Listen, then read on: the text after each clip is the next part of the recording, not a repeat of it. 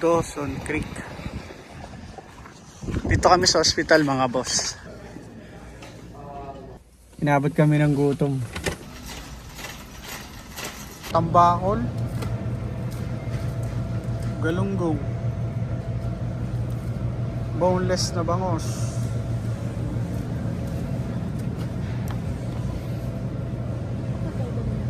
bangos bell, dilis,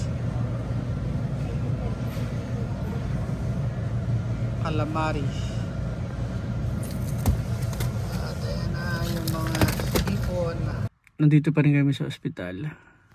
Sa amin, okay lang naman mag-antay. Ganun naman talaga. Sa Pilipinas nga, nag-aantay tayo, di ba? Mas matagal pa. Mas matagal pa. May bayad pa yun. Eto, libre.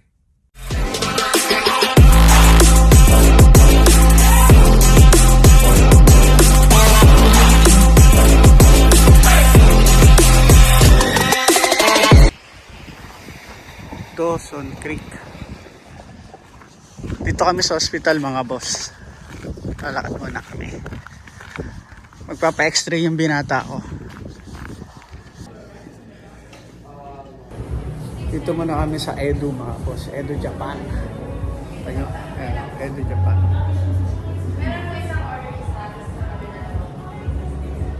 Katrabaho dito mga Pinoy. Pakita ko sa inyo. Ayan, wala pa naman customer. Ayan. Mga Pinoy ang nandyan. Cook, server, yan sila. Habang inaantay namin yung anak ko, nagpaiwan siya dun sa ospital kasi i-x-ray yung kanyang kaliwang braso yata. Dahil sa kanyang paglalaro ng basketball, volleyball, kasi nag-aano pa yun. Ang tawag pa doon? Snowboarding, yan yung mga sports na ganyan. Dito na kami ulit sa ospital. Naantay na lang namin yung binata ko. Pero nagdala kami ng pagkain. Ito. Inabot kami ng gutom.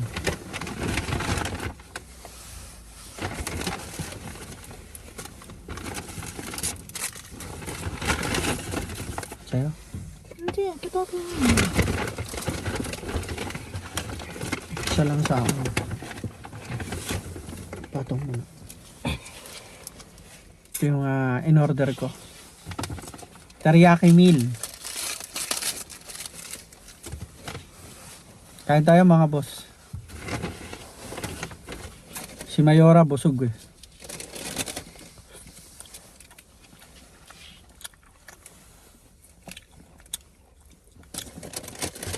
Kaka-out ko lang kasi sa trabaho. Ngayon pag-uwi ko 1:30, naantay na pala ako ni Mrs. Kaya pala may mga misuso sa akin kasi pupunta na kami ng Dawson. At yung anak ko, pupunta siya ng ospital kasi nga magpapa-x-ray siya. Yung anak ko niyan, kaya naman niya lahat gawin. Kaya rin kami pumunta dito sa Dawson kasi mag-grocery kami. Sinamahan namin siya. Sabi namin, sama kami sa'yo. Ayan, inantay na lang namin siya dito sa sakyan.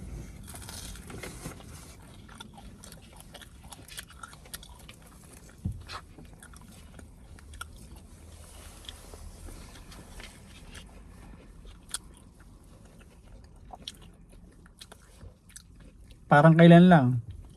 Dati pag may nararamdaman,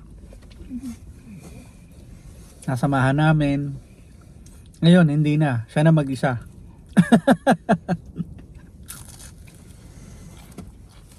Nakakatuwa, no? Nakakatuwa mga anak natin pagka malalaki na sila. Ibang-iba, no?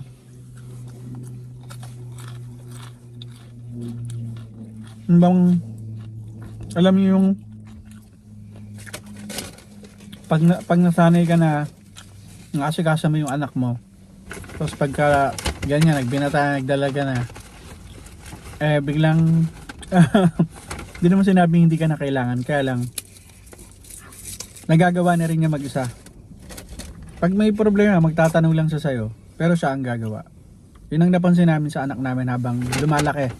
habang nagbibinata.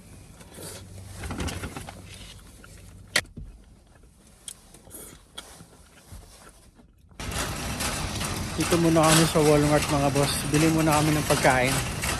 Kasi nakapila pa din yung anak namin eh. Hindi pa siya na-check up ng doktor. Kaya mag-grocery muna kami ng konti habang nandito kami sa Dawson.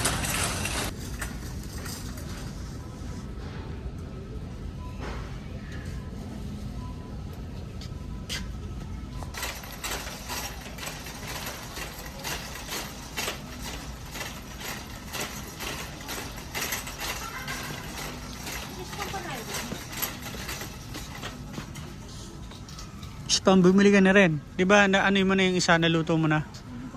Oo.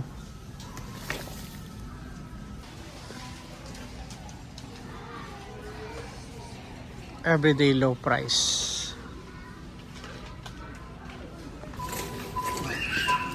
Ito yung nabili namin dito.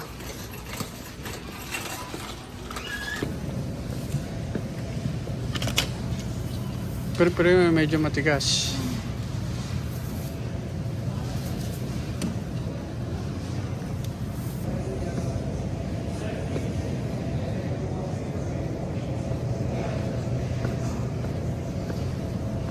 Salmon, tilapia, pumpano. Pumpano, meron ka pa? Meron pa doon, wala na. Kuha tayo ng pumpano dito. Yan, ito.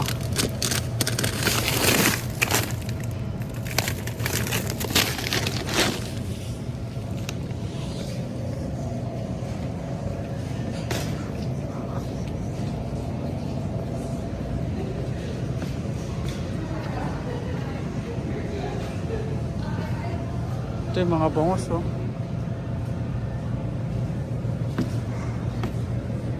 Mga ano na yan, boneless. Ito, oh. Tambakol. Galunggong. Boneless na bangos.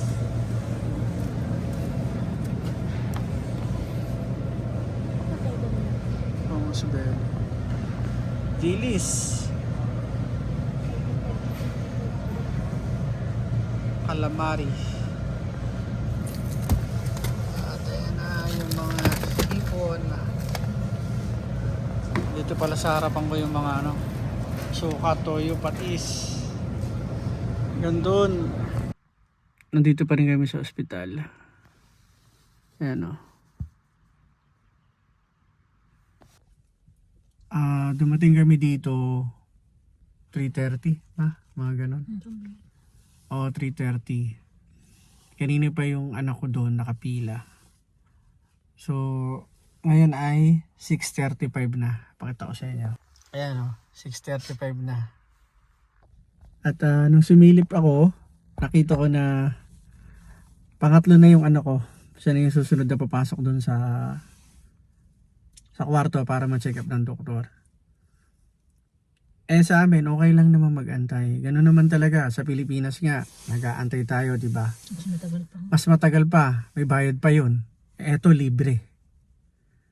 Alam nyo naman yun, pag libre, talagang mag-aantay tayo kasi libre. Sa Pinas, ang haba ng pila, magbabayad ka pa. So, antay na namin yung anak ko dito. Para siya ay ma-check up na. Libre ospital.